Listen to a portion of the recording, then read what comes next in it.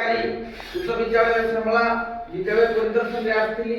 ଆମର ବୋର୍ଡ କାର୍ଯ୍ୟକ୍ରମ ରହିଛି, ତାପରେ ମଧ୍ୟ ଅଛି ପଞ୍ଚମ ଆଉ ଅଷ୍ଟମ ଶ୍ରେଣୀର ବୋର୍ଡ ପରୀକ୍ଷା କାର୍ଯ୍ୟକ୍ରମ।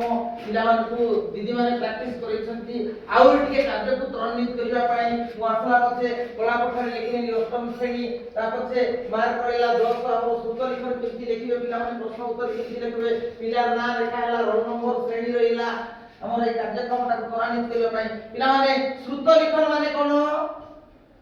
ଶୁଣିବାଟା ଆଉ ଲେଖିବାଟା। ତ କିଏ ଶୁଣିବ?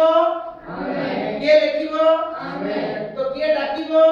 ଶିକ୍ଷକ। ସେ ଭିତରେ ଆମର ସାର୍ ମାନେ ଡାକିବେ, ଅକ୍ଷର ଗୋଲ ଗୋଲ ଥିବ, ଶବ୍ଦ ଶୁଦ୍ଧି ଥିବ, ଅକ୍ଷର ଭିତରେ ସୁନ୍ଦର ଦୂରତା ଥିବ, শুদ্ধ লেখন ହେଇଯିବ।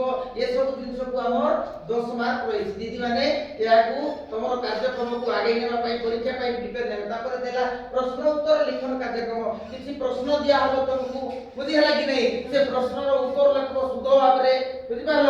ଯାହା ଦ୍ୱାରା ତମର ଅଭ୍ୟାସ ହବ।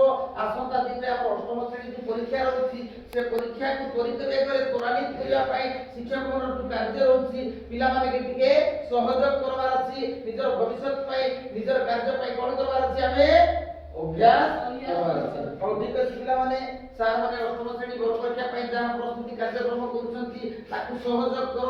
ପରୀକ୍ଷା ସମୟ ନିଜେ ଘରେ ଟିକେ ପଢାପଢି କର।